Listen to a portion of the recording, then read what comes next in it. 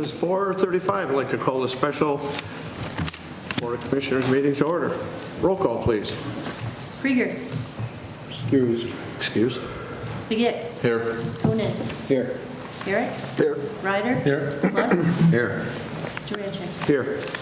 Please rise for invocation, followed by the Pledge of Allegiance. And after the invocation, we're going to have a moment of silence for Bob Traxler. Eternal Father, you have placed us in a world of space and time. Through the events in our lives, you bless us with your love. Lord, we ask that you will grant to this Board of Commissioners and all of those in authority the patience and understanding to work together for the good of all people. In your holy name we ask this. Amen.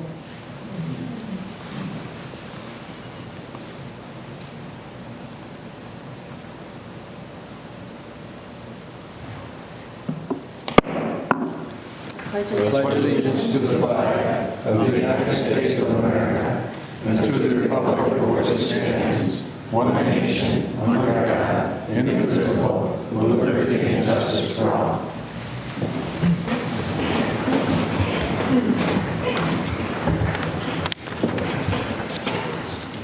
Thank you. Citizen input. Anyone like to speak before? Please just list your name, please. My name is Sylvia Robbins.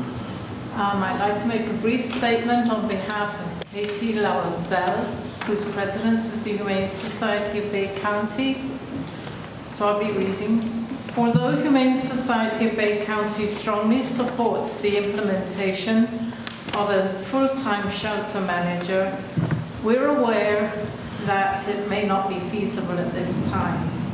In an effort to bridge the divide among animal lovers in the county, Katie met with Dr. Frankie from Bay Animal Hospital, as well as Mr. Barsham. All parties agreed to meet regularly to improve communication between Humane Society of Bay County Animal Services, and the local rescue community.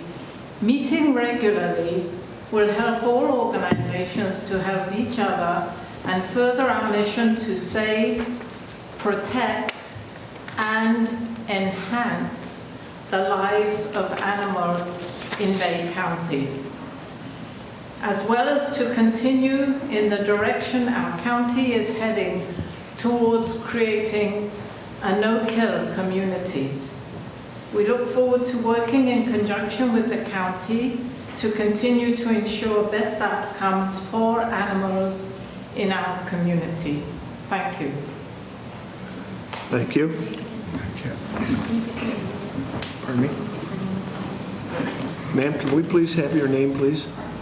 Sylvia Name again? Robbins. Sylvia Robbins. Okay, thank you. Thank you. Jeez. Anyone else? Public comment?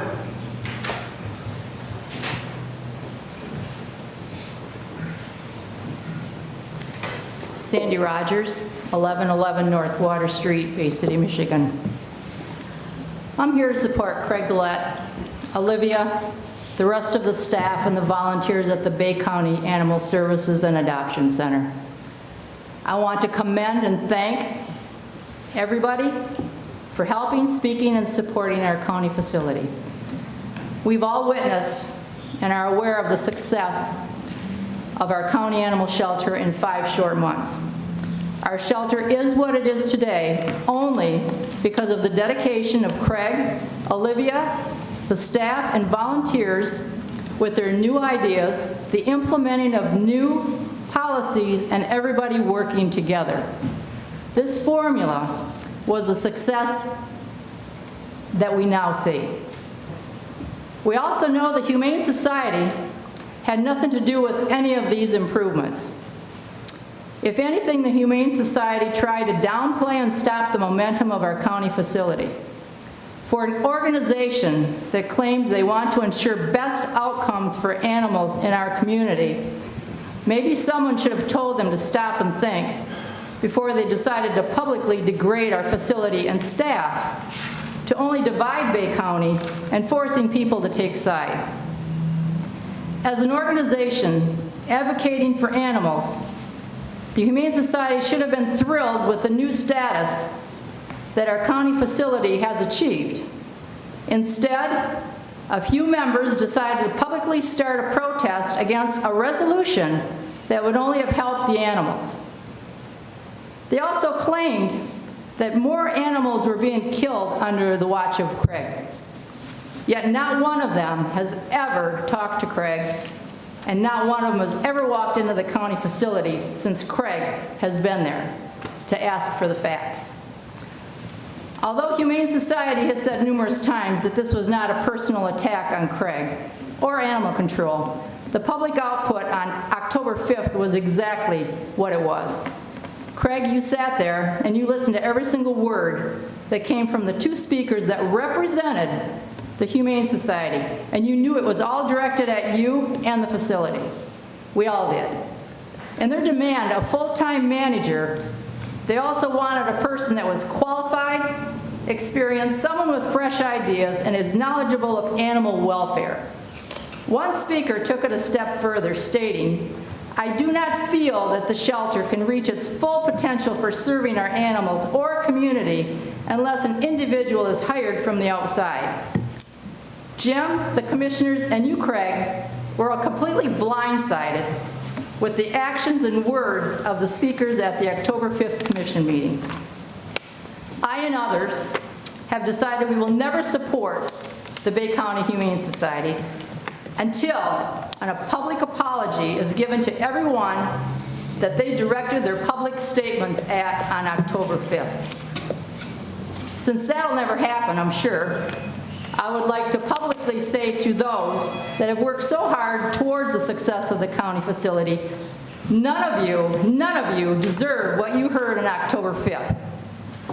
Craig, I've known you for a long time, and I know when you're compassionate about something, you give 200% of yourself, and you will not give up until you've accomplished all you've done. I know that about you. You and your staff at Animal Control do not need the approval of an organization that has stayed totally disconnected until they think it might be more beneficial to them. Actions always speak louder than words. Us Bay County residents have waited a lifetime for a facility that we can be proud of, and we finally have it. I commend you, everybody involved that has finally made it happen. Craig, you, Olivia, the staff, all the volunteers did it with dedication, hard work, and a whole lot of action. Thank you, and please keep doing what you're doing. In closing, I just ask the commissioners, keep the momentum going, and vote yes on the resolution. Thank you. Thank you. Anyone else? Public comment? Good. Items for consideration. Resolution 2019-249 is the Bangor DDA agreement.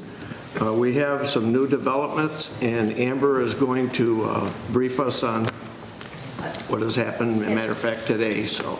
Thank you, Mr. Chair. The board tasked me, I believe in September, to get together with the Bangor DDA attorney and draft a revenue sharing agreement. And that is what is actually on the board's agenda today. That revenue sharing agreement, I believe all of the terms of the agreement were consistent with the meeting that I had with Mr. Varsha, 3 of the commissioners, and some members of the DDA board as well. Since that point in time, there is a concern that has arisen. There is a specific statutory requirement that in order to continue the TIF plan that currently exists with Bangor DDA, the notification has to be provided 20 days prior to a public hearing in order to effectively extend that TIF plan. The 20 days would have to be from 20 days before November 21st. It's my understanding that that notification has not been sent out. I did seek outside counsel's opinion on this matter with regards to whether or not the DDA would be able to submit a notification to the public of its intention to extend its TIF plan with a 15-day notice provision as opposed to a 20-day notice provision. And I did reference that statute to outside counsel and asked for a written legal opinion, which has been provided to the board. It is outside counsel's opinion, as it is my opinion, that that 15-day provision does not in fact apply to the current ordinance that's carried by Bangor DDA and the TIF development plan. As a result, it is outside counsel's opinion and recommendation, and I concur that the board not enter into a revenue sharing agreement for a TIF plan that in fact will become null and void and expired as of November 22nd. And your recommendation with this resolution is just,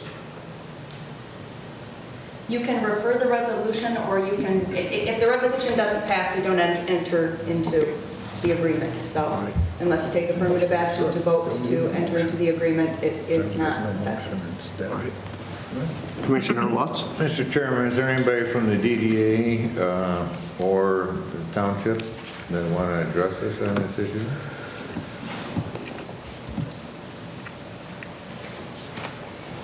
Let me address the issue specifically is on the table right there, having to do with the 15-day versus 20-day. Please state your name, sir. Scott Schisler, Thank you.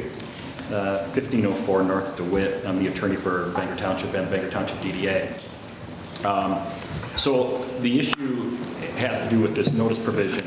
There is the general rule is that it requires a 20-day notice. There is another provision, MCL 125.4203B, which is what Amber referenced. In fact, it was Amber who first flagged this provision to me. And like Amber, I have sought outside opinions all day today. I talked with, in fact, Matt Gibb, who came and spoke with you guys, was the prior Oakland County economic development person. There's a reason why people like Amber and I make a living, and that's because you don't always get agreement on these things. Let me reference the statute, because regardless of what the purpose of the statute was, I believe that we do fall under the statute. The statute says an ordinance enacted by a municipality that has a population of less than 50,000. So Bangor Township clearly falls under that.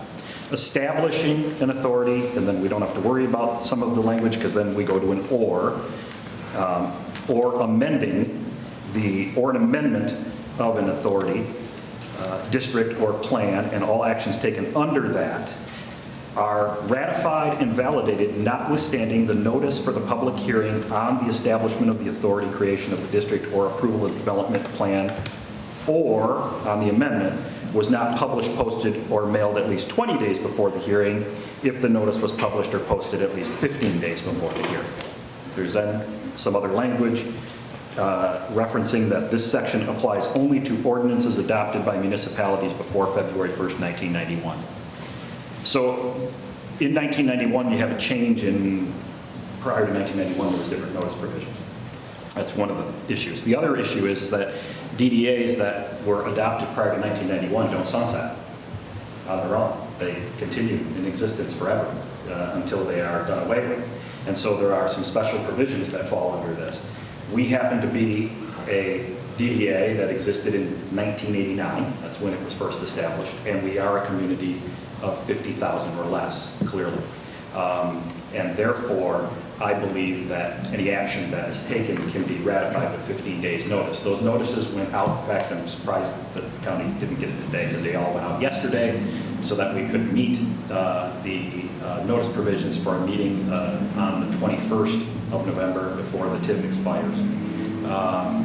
Those went out certified mail to the taxing authorities, regular mail to all of the properties, and was paid to be published twice within the correct time frame. So again, I understand the issue that is being raised. I don't know that there's general consensus that that is the case. I understand that may be her opinion. I differ in the opinion. I believe that the 15-day notice provision can apply because we do happen to fit under this unique situation. I will reference for you, for example, the fact that in the agreement that you have before you, there's language in there that talks about sunsetting or terminating the DDA at the end of the next 10 years, which is something that, quite frankly, would not happen other than if it's agreed to here, because our DDA could go on in perpetuity.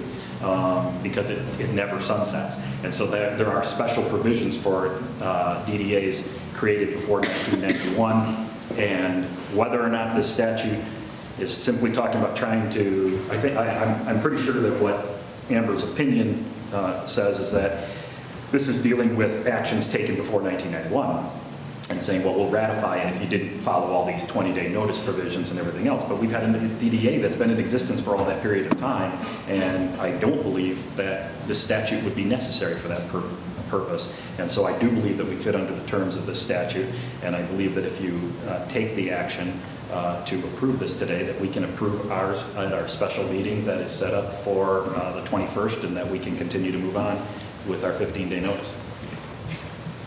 And I'm not expecting there to be any objection to it out of any of the other entities based upon my, calling around and everything today. I know that we have no objection out of the members of the DDA. So. Mr. Sichler, I have a question for you. As Amber said, there was myself and two other commissioners and Mr. Rowley, Supervisor Rowley, were at these meetings. And they've been, I don't know, probably a good 2 months. Why the last minute? She made a dedicated effort to get a hold of you. I made dedicated phone calls to Mr. Rowley and a personal conversation face to face. He said he tried to call you and you weren't even available for a couple of days. So all of a sudden now you're trying to like push this onto the county. This is on you guys. All right? As far as I see it, and I'm just one commissioner. I understand that. The complete issue on that particular thing, and I think Glenn will tell you whether or not I've been available at every minute. Glenn and I talk an awful lot, as I do with Lee, and I've had multiple meetings with Amber. The notice provision specifically is something that did not occur to me because I was not drafting. Amber and I divided up some of the drafting of this, and I appreciate the fact that that happened. The things that I drafted did not require the same provisions and were not required by the 22nd. And so the issues having to do with, we had to remove some properties from the DDA. There were some other things that we did. And we published those things and did what needed to be done for that ordinance. And so, yes, it is something that, quite frankly, I wish that a week ago I had, or 2 weeks ago, or whatever it might have been, that I would have realized this. I didn't realize that this particular thing was something that was going to fall upon me. My fault. I don't want to blame that on anybody else. My fault. But I believe that this is a saving provision that will allow us to continue to go. So you believe that it's 15 days and we have legal opinion from a man who pretty much is like Mr. DDA in the state of Michigan, that he says no, our council says she does, in her opinion, does not. Is that correct, Emma? Correct. Correct, and I will tell you, I got multiple opinions from multiple attorneys, multiple people on economic development, multiple people from different counties, some of which believe that this is a saving provision, and others which did not. But, The bottom line is it could have been avoided. That's the way I see it. Okay. Any other questions? Anyone else? Actually, I have a question with regard to the notice of provision. When is the first date that the publication is going to be made in a newspaper, general circulation, and in what newspaper is that going to be made? Glenn would know as part did all that yesterday at Opus. Set up through, I believe, the Basic Times and Valley Park. What's The actual publication date? the publication date? Because that's the public, because I know that the Bay City Times doesn't come out until Thursday, and that's not going to hit your 15-day date either. I do not have that date. Is there any way you Let me can? see if I can get that date. Okay, because one thing I also want to make clear is that this particular agreement does not have to be agreed to by the parties prior to any public hearing. We have up to 60 days following the public hearing to enter into this agreement. This is not a time-sensitive thing that deals with the TIF plan. The TIF plan is a separate plan. The actual plan has to be drafted and presented before the board and discussed with the public entities 14 days after the notice goes out, prior to the hearing, which 20 days is required.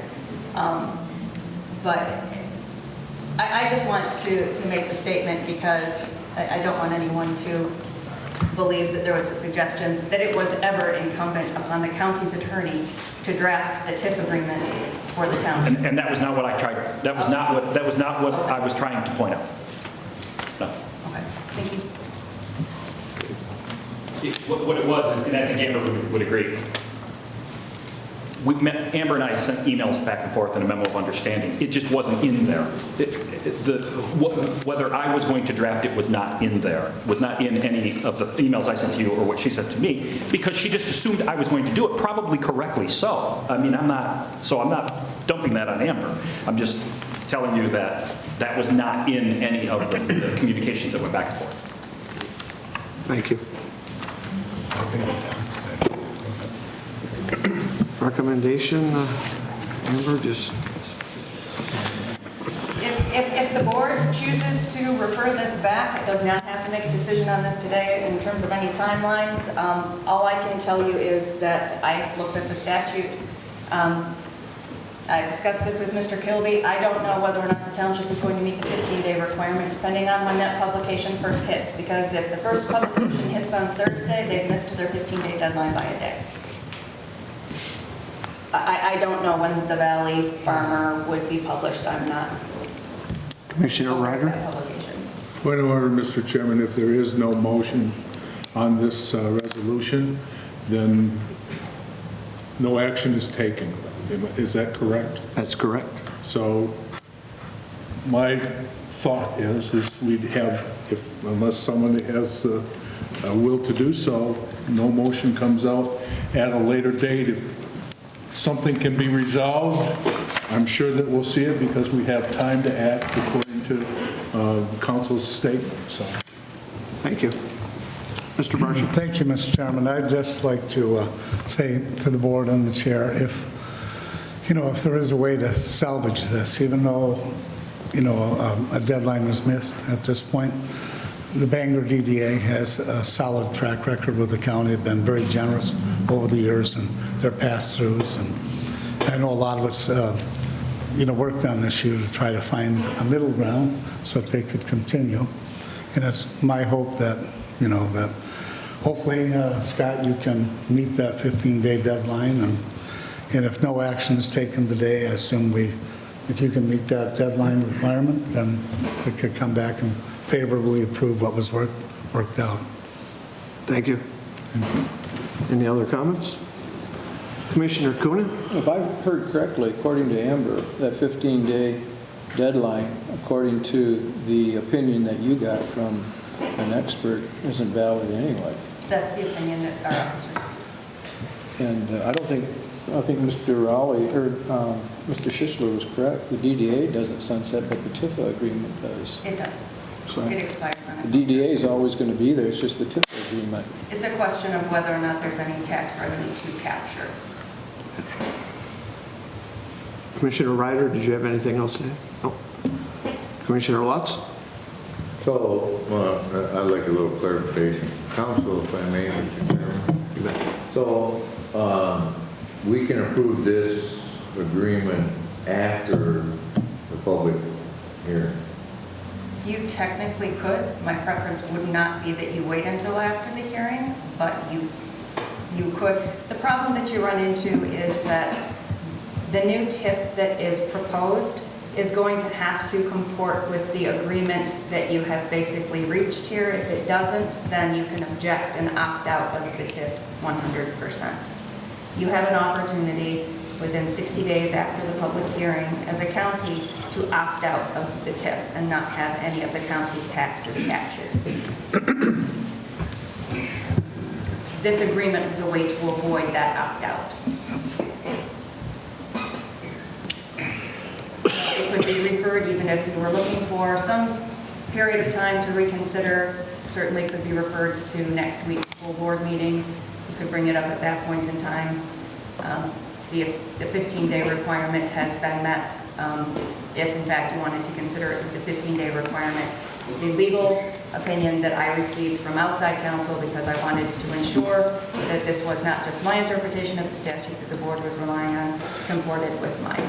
And he indicated he did not believe that the notice requirements were met. So who is going to have the final jurisdiction over whether it was complied with or not? It will be your determination as to No, I mean 20 days to 15 days. the 20 days or the 15 days is going, the way that it will come up is whether or not you as a board are going to approve a revenue sharing agreement for a TIF that we believe is invalid. If anyone else were to challenge the TIF based on that notification grounds, they would have the same basis to challenge the TIF. At some point in time, if the county does not believe that any revenue should be captured by the DDA of county funds, the county can simply opt out, or any party who is a taxing entity could bring action to have the TIF declared invalid. So there's nobody that's going to say in 15 days or by the 21st that no, it wasn't done legally, or hey, it's all good to go. I think we just said that it could be done legally, but other taxing entities could also indicate the same. Anyone else? Commissioner Herrick. I'm getting on board with Commissioner Lutz here because it's confusing, it's getting to be confusing. So if this is put off, and like there's no motion, if it comes back up again, they would have to still abide by the same requirements that are in the original agreement. You know, that we would agree to the same things that were there the first time, but if they're not complying with them, if they didn't comply with the legal opinion, they really wouldn't make any difference. That's why I'm confused. Sure. The outside legal opinion that I received is you should not enter into a revenue sharing agreement for a TIF that is invalid. Okay. All right, so I guess we discussed this, we're moving on. Resolution 2019-250, reorganization of the Department of Administrative Services. So moved. Support. We have motion and support. Any comments? I have one. I think this is a great, fantastic way that, and things that Craig's been doing out there, and the staff. It's not just one person. And I think the Humane Society owes Mr. Goulet and the staff a huge apology for their ridiculous remarks directed at them at the last meeting. We had many emails and phone calls to me. Two. And there was, I'm just because I'm from Big County, I don't know what goes on in Bay City and stuff, but I do. All right. So they were slanted because they had an interest other than the animals. A lot of them, all but two, again, they're all done donating to the Humane Society. So they said, well, how do we donate to the center? So I got that set up. You can make out your checks to the Bay County Treasurer, and down in the memo portion, put Bay County Animal Services and Adoption Center. That would be a specific line item for the center, and it will not go to general fund. This is not going to go to fund some pie-in-the-sky dream of having a petting zoo and all this and real estate. This is going to go for the animals. This is what it's all about. But the bottom line, too, folks, in this thing is that this isn't just about that. And we've got veterans. 10% of our population in Bay County is veterans. That's the man. So that's why I'm voting yes. Mr. Barsha. Yeah, I'd just like to say, had we had better communication, this probably could have been avoided. I think some of the folks that spoke at the last meeting kind of overreacted. So what I'd like to do is, I see a lot of volunteers at the animal shelter here today, and we appreciate you showing up. I'd just like to give the board and those in the audience, I guess, my take on what our role is in Bay County in terms of providing animal services and also adopting every animal that we possibly can. There are distinctions between a nonprofit, society or third-party type organization versus a taxpayer-funded shelter, which is certified by the Michigan Department of Agriculture and requires, a lot of additional responsibilities placed on counties that operate them. So I have some prepared remarks that I'd like to share, and want to apologize. I had a dental procedure, and I have a little issue here with enunciating everything, but I would like to share some of the thoughts that I put down. The Bay County Animal Services and Adoption Center is a multifaceted government facility that also serves quasi-law enforcement and code enforcement purposes. Unlike private shelters run by the Humane Society and any other nonprofit, which we have many throughout the state of Michigan, the BCAS-SAC is required to follow and enforce policies and procedures as required by law that are not contemplated by nonprofit entities. Animal Services is required to euthanize animals when the welfare of our citizens is in jeopardy or the health of the animal requires it. These things specifically set us apart from nonprofit, locally run community groups, such as the Humane Society, which I'm a member of and have been for a number of years. While our goals are the same, the regulations are different for each organization. This reorganization that I propose is the most economical and efficient way for animal services to achieve the best possible outcome, to ensure that best practices are followed and that animal welfare remains our top priority.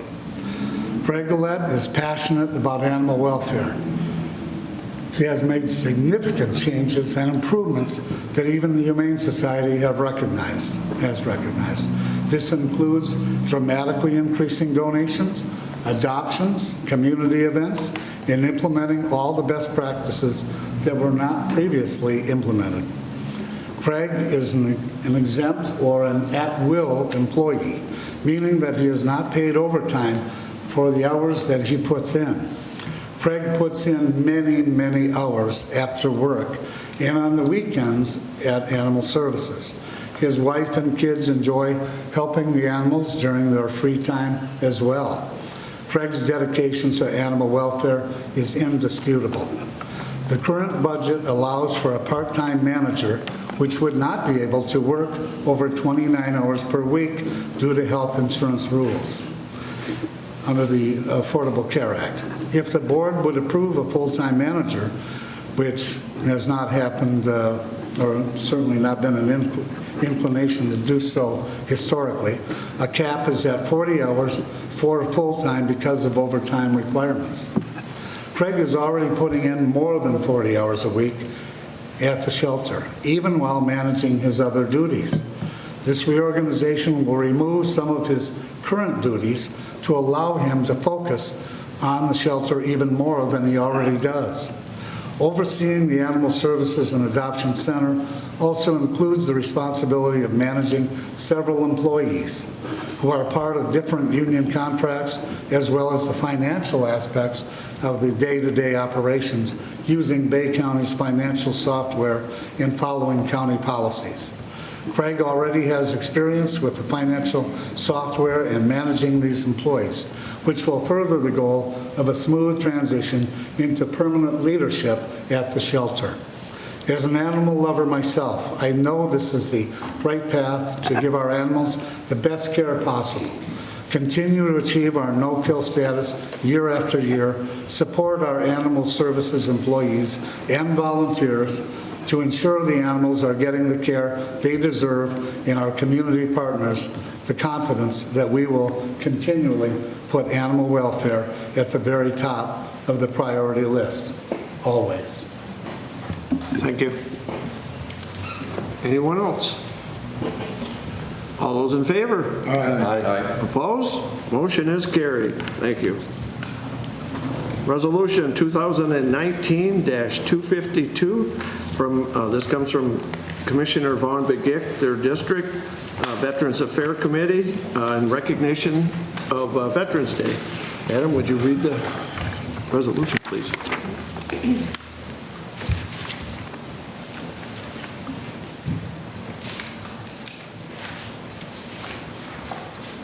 Resolution 2019-252, Commissioner Vaughn Begic, whereas November 11, 2019, at 11 a.m. will mark the 101 years since the official end of World War I, the so-called War to End All Wars. And whereas the 11th hour of the 11th day of the 11th month each year is celebrated originally as Armistice Day and now as Veterans Day. Whereas many Bay County residents have served in the military, and Bay County proudly has a large population of veterans. Whereas Bay County recently lost one of its veterans, Auburn resident John Bacon, who passed on October 19, 2019, and who served in the U.S. Army Air Corps in World War II and was also a prisoner of war.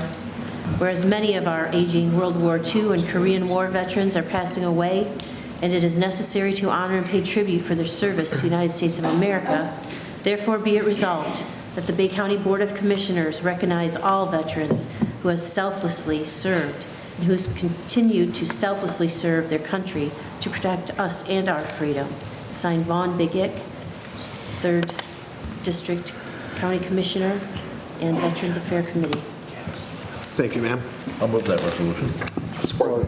We have motion and support. All those in favor, say aye. Aye. Opposed, same sign. Motion is carried. Unfinished business, new business, MHT Developments. Pardon me? Jim, I'm sorry. No, I'll wait for an announcement. Yes. New business, MHT, new developments. Amber, are you going to speak to this? Yes, Mr. Chair. Okay, thank you. Yep, we have Van Fox here today, who is the man and the head of MHT, so he can answer any questions that the board may have. I have put in front of you a lot of information on very short notice, okay? And it's because I wanted you to have all of the numbers. It will be relatively easy for Van to break it down and to explain to you the situation. But as you know, we entered into a memorandum of understanding in early 2018 for the purposes of receiving tax credits to basically renovate Center Ridge Farms.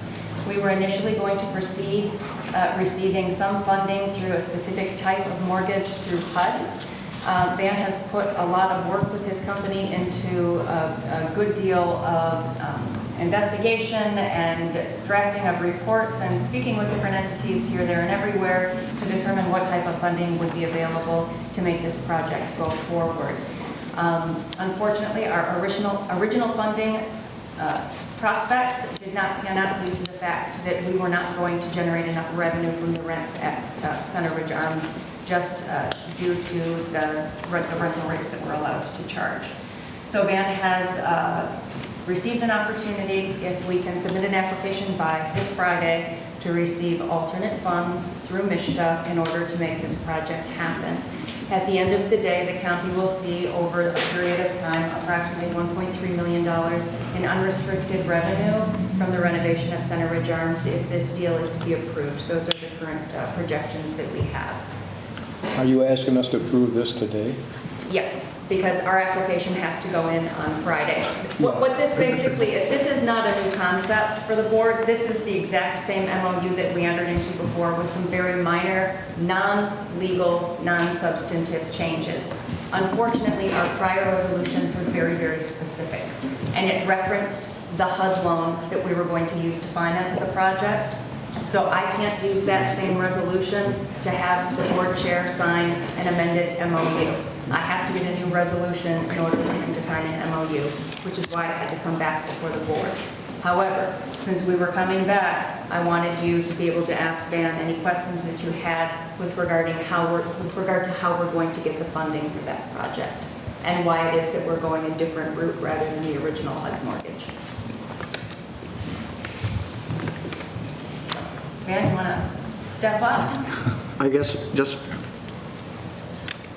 I just got this like 2 hours ago, We 3 just hours. received it as well because the opportunity to apply for this funding actually just occurred, I think on Friday afternoon. So what we did manage to do was put 2 MOUs together for you. I supplied you with a copy of the prior MOU and the new MOU so you can see what changes are made. The highlighted provisions of that MOU reflect those changes. They are non-substantive, non-legal changes. So just so we're clear, the MOU that you would be approving at this point in time is just to allow us to go ahead with a different funding source other than the specified HUD mortgage that we had previously intended to use. Okay. Commissioner Coonan? I'll listen, but I'm not approving anything today, period. I don't think we've got a big problem out there. We get money from the feds annually for recapitalization. That's not a big problem out there. But to get this dropped on us today, I'm not approving it. But I'll be more than happy to listen. Commissioner Ryder? I concur with Commissioner Coonan. You know, we've asked that this stuff wasn't dropped on us, and it keeps being dropped on us with a couple hours before the meeting, and you know what? I surely wouldn't vote for this resolution today. No way. Thank you. Commissioner Lutz? Well, I don't know, the first line of it says that this memo of understanding entered into October 31st, 2019. Well, my calendar says today's November 5th. I don't know about you, but... I'll be more than happy to change that date. That is the date that I started. I'm going wrong. I like post-dating a check.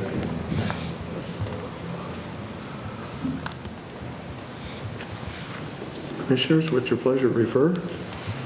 It's not a plan, so it's a memorandum of understanding, it's not a legal contract. It is not. It's a non-binding memorandum of We understanding voted that for one allows before, us to apply for which this didn't funding. go through, so, I mean, there's a lot of stuff here, I agree, there's a lot of numbers and figures, but it's not the final It is not. figures. It is simply approval to allow us to apply for this alternate funding. Well, thanks. I started to get it's like applying for any other grant, I think. Is that correct? Yeah. Like, it doesn't mean we're going to get it, we might not get it. It's just that we're applying for it. And if we get it, we don't have to accept it. Would that be? If we cannot reach a final agreement, then we cannot reach a final agreement. This is a document that outlines the understanding of the parties of what we are going to try to work toward in order to get this funding. Mr. And it is- Barsha? Well, I'm just wondering, Van Fox is here, and Van might be able to explain why the timing is essential on the approval on this. Van, would it be acceptable, Chair, if Mr. Yes. Fox from MHT spoke? Maybe answered any questions that anyone has? Well, good evening, friends. My name is Van Fox. I haven't sat in the front row probably since I got married about 20 years ago. So, hey, I can recap who I am. I've been in Bay County in business as an owner of a many number of apartment developments in Bay County, from Bay City to Hampton to Bangor Township, fully compliant in full. Our firm, my firm, houses about 30,000 residents. We've never had foreclosure or a workout. We're a large team of construction, management, ownership, compliance. Friday of last week, we received the green light from MHT. Also at the same time, we received the approval from the director for the state of Michigan from HUD that we are able to proceed with the Addendum 5, the Housing Trust Funds, to be the bridge for the Center Ridge Arms with a MHT direct loan, along with some soft sources through the Housing Trust Fund federal dollars. We now have the ability through a working pro forma to meet the HUD and MHT guidelines and expectations to now to be able to put together the tax credit application. The tax credit application is a 4% direct loan through MHT. This loan is going to be able to revitalize and secure new sources of funding for approximately $5.4 million of immediate capital improvements, along with $700,000 for replacement reserves. Our company is going to be posting all guarantees, all compliance, and asset management. Bay County will be able to maintain full control of the asset with me as the guarantor and you as the manager, with me performing the asset management. This was sprung on me Friday with opportunity that there were enough funds, which is highly unusual for MHT, to be able to allocate nearly $3 million of housing trust funds. Today, I met with 2 of the 3 directors of MHT this morning in Lansing. We walked through the pro forma. Again, HUD, Doug Gordon, the director, the state director for HUD, is in full agreement on the new program, Streamline RAD, for the rental subsidy. The average household median income living at Center Ridge Arms is approximately $13,000 per household. This development is in need of modernization. It's in need of green components. Yes, there is federal assistance. However, the reason for RAD is to secure for the ongoing perpetuity success of the development. Therefore, similar to Maplewood Manor that I did and guaranteed and put in place for Maplewood Manor with the Bay City Housing Commission, different from our other market rate developments, we went through the same program with the Bay City Housing Commission and now looking to do same for the Bay County Housing Commission. We're looking to put our full application in with readiness to proceed on every financial front this coming Friday. Since this announcement has been brought to me Friday of last week, we have since met with the Hampton Township team where we've been working on the payment in lieu of tax for renewal of that specific ordinance. We've since now came up yesterday to also meet, and then late last night I was asked that I might be needed for some questions. Our team is probably going to be putting in well over an additional 100 hours putting together this full readiness to proceed tax credit application. It's a foot thick. It shows environmental, market studies, property comprehensive needs assessments, equity letters. It shows where everything needs to be balanced, cost certified by the Attorney General, MHT, and HUD, along with our banks. This is going to be a Davis-Bacon prevailing wage development. Therefore, our costs are a little higher. Obviously, with my love and passion for Bay County, as I've been here with about $40 million of assets, Bay County will be our preference for the vendors who will be servicing the construction for the rehabilitation. The rehabilitation will be everything from elevators to windows, to solar, to water and sewer gas efficiencies, cabinetry, flooring, alarm panels, carports. It's going to be a new development. We're working in partnership with Hampton Township to move their meal program to the new future community space.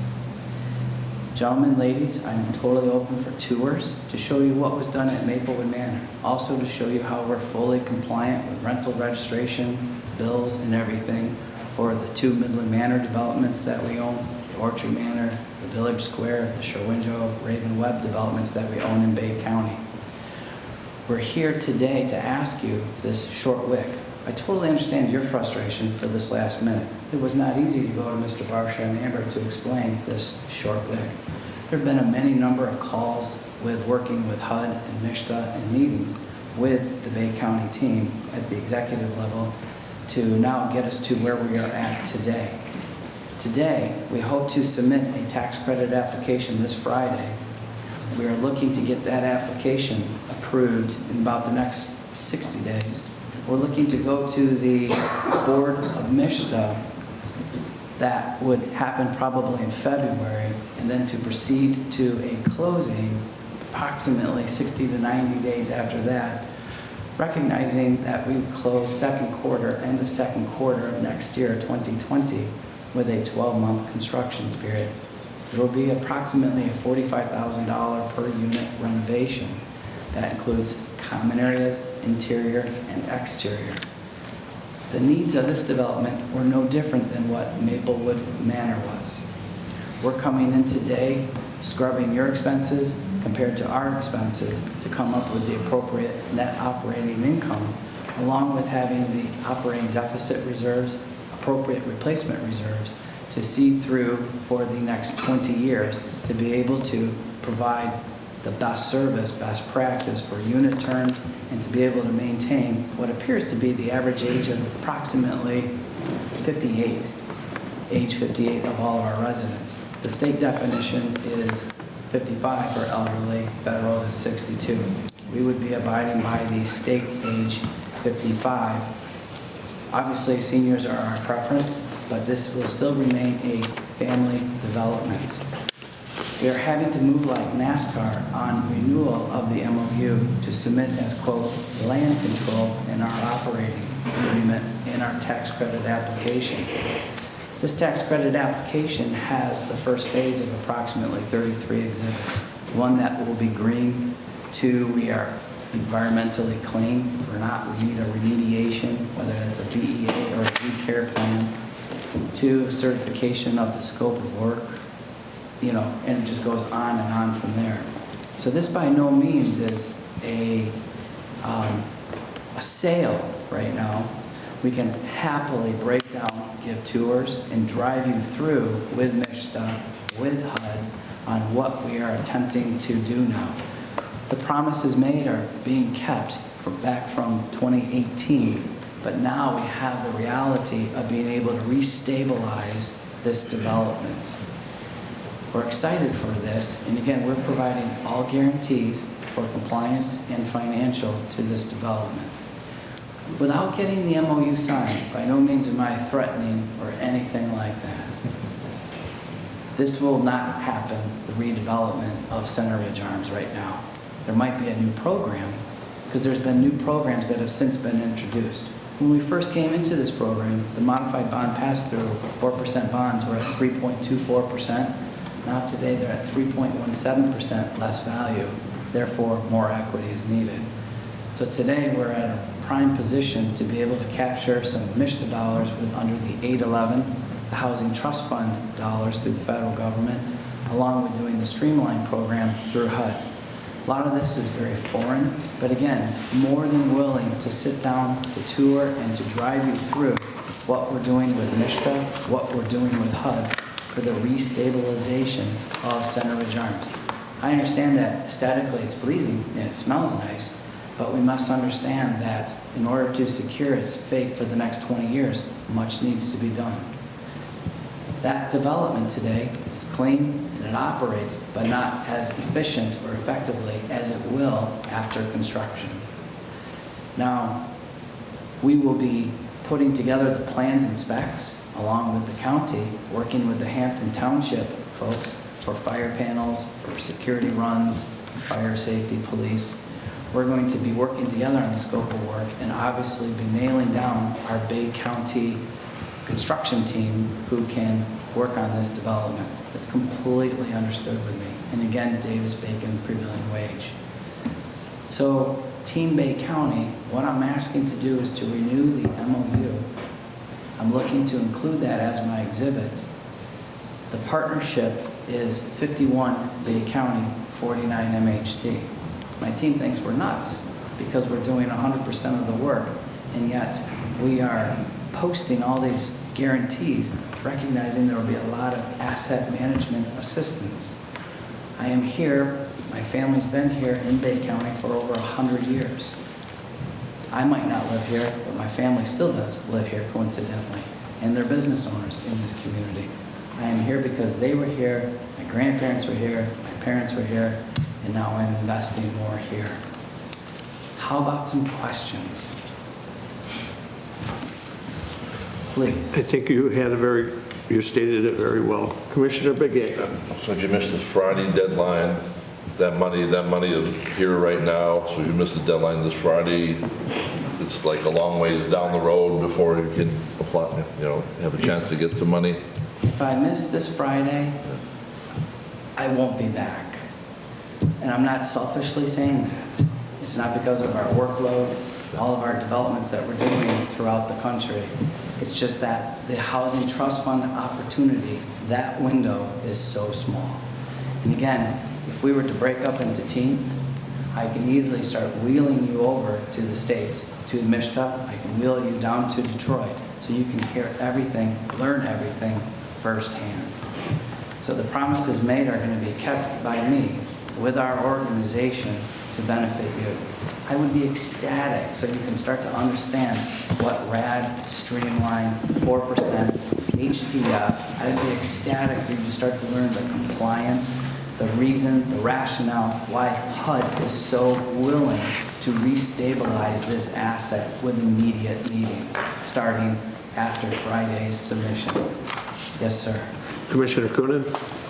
When you first came here, there was some money that was guaranteed to the county. Correct. How much was that? The developer fee is going to be split 50-50. The cash flow is going to be split 50-50. And the management fee will be 100% given to the county.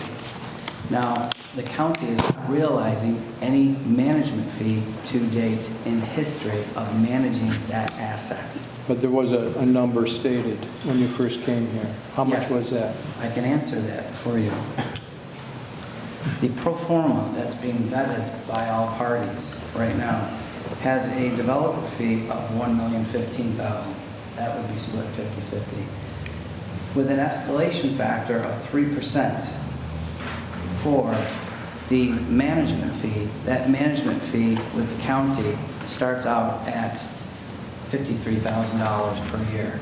This pro forma also includes all administrative and maintenance salaries for the development.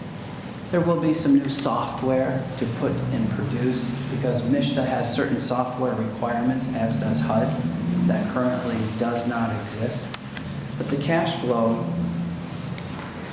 with the operating deficit reserves, with the operating assurance reserves, with the 4 months assurance, there will be $628,000 of reserves to ensure that the property does not go negative cash flow-wise.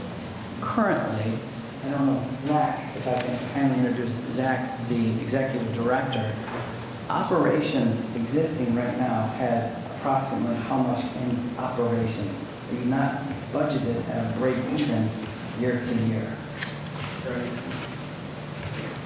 Let me introduce Zach, the director of county housing. The question is, how much dollars are in the coffers of the Bay County Housing Commission for Center Ridge Arms? No, I didn't ask that question. No, but my question to you, because it's important for you to understand that there's no cash flow, that it's on a very tight break-even budget. Good evening. Right now, our cash flow, or so to speak, our operating subsidy, which includes, that's not our capital, that's separate. This is just for the operations of the building. This also pays for our salaries. This also pays for all other fees, contracts that we enter into, our auditors, our insurance. Also, our retirees' benefits is, for this year, $190,000. And how much expense? I don't have the current numbers, but our expense right now exceeds that if I don't draw capital into our operation. So the debt coverage, what I'm trying to share, because again, it looks pretty, it smells pretty, we're at a break-even 1.0 debt coverage, where we are underwriting today to a 1.15 debt coverage. So it'd be helpful to break apart into groups, into teams, for the willingness to learn about the upcoming future success of what should be expected to be happening and what to expect when expecting. So I apologize coming to you for last minute, but again, this opportunity just sprang on us last Friday, and that's when I went into immediate motion, recognizing that I continued to work HUD Chicago, Lansing, to get to this opportunity right here. So I totally understand the frustration with the last-minute organization, but I just need to be understood, not just trust me, but as a Bay County native, investor in Bay County, that I need this MOU to be able to submit our application come Friday. Come Monday, I'm more than willing to start wheeling everybody around. Coincidentally, with Hampton Charter Township, there will be tours. We'll be walking through cash flow. We'll be walking through projections. And this, again, is all certified by both HUD and Michigan.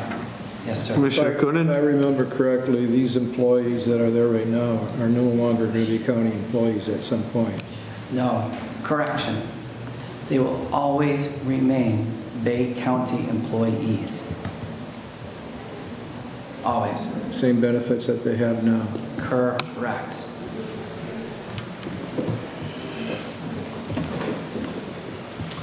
So it sounds like this maybe is the last chance for us to do something with Center Ridge, and I'm sure the people that live out there would be happy to have some remodeling done and some fixing up, and if not, it's going to be on us to do it if you don't do it. Resident meetings have been had with the township officials, Mr. Barsha.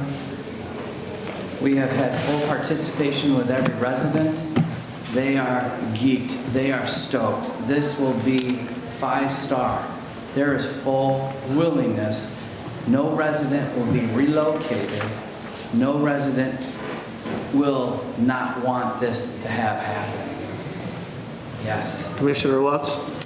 I'd like to make a motion for approve resolution 2019-250. Support. We have motion and support. I think we've heard all the discussion. All those in favor, say aye. Aye. Aye. Opposed, same sign. Aye. Motion is approved. Thank you. Carry on. And I look forward to the tour starting on Monday. Thank you. It's a point of order. We need to do something with Resolution 2019-249. We can refer it, but we can't just leave it hanging out there. Motion to rescind it, would that be? Refer. Refer? Motion to You I don't think you referred it. I think you just took no action. Okay. You can refer it to the next. Well, it's not illegal, why don't we just vote on it? We don't have to do nothing? We don't have to You do didn't nothing. take a motion. Take no action on it, you don't think. 249. I have a clerk who's telling me we can't just have it out there, and that kind of makes sense. You have to do something with it in the minutes. You just can't say, no action taken. No action taken. Yeah, just no action taken. There was no action. No action. Come on. Okay. We don't have that choice in our. She doesn't run this meeting, does she? But we don't I didn't think so. You don't have the choice. I'll make a motion to refer it to a future board meeting. Support. Thank you. Are we supposed to do that? You can, you don't have to, you're not referring it to a specific board meeting, so at this point, you'll never have to take it up again. All those in favor, aye? Aye. Opposed? Motion carried. Okay, miscellaneous announcements. Closed session. Pam? Thank you, Mr. Chair. I would request a motion for closed session to go pursuant to MCL 15.268, subsection C, for strategy and negotiation sessions connected with the negotiation of a collective bargaining agreement regarding the campus. So moved. Support. Roll call vote. Big Egg? Yes. Coonan? Here, yes. Garrett? Yes. Ryder? Yes. Lutz? Yes. Durancheck? Yes. Krieger, excused. Secure the premises. We're back in open session. All on you. Okay, sure. Motion to go back in session? Motion. Support. All those in favor? Aye. Opposed? Motion carried. Announcement. Announcements. Veterans Day is next Monday, 11 o'clock in front of the county building. It'll be the Veterans Color Guard, and inviting everybody, all the commissioners and everybody, on TV also, to come. Veterans Day next Monday at 11 a.m. in front of the county building. Okay. Who? Oh, I'm sorry, Jim. Yeah, another announcement, and that is, along with Vaughn, we have an open house, which Director Gillette has arranged, and we hope that a lot of people stop by first floor at the new Veterans Office on Friday. And if you haven't seen the renovations, I think you'll be pleased. The veterans we've talked to seem very, very happy with the upgrade and renovation of their office space in the county building. And so hope that we'll have a good turnout Friday, and everyone will be able to stop by. And if not Friday, at least, I wonder, Craig, if there's a way we could open the office on Veterans Day. Would that be a problem? I don't know, with our employees, with entails, but because they have their, bonds at 11 o'clock, they have the event in front of the county building. Yeah. It'd be kind of nice if we could offer some coffee or hot chocolate or something. No, we'll look into that and see if it's possible. Or tour, or just to want to see the new office, yeah, because we normally get about 50, I think 60. They're nice dogs up there. The best program. Tonight's Tuesday. Motion adjourned. They're just hungry. In favor. Aye.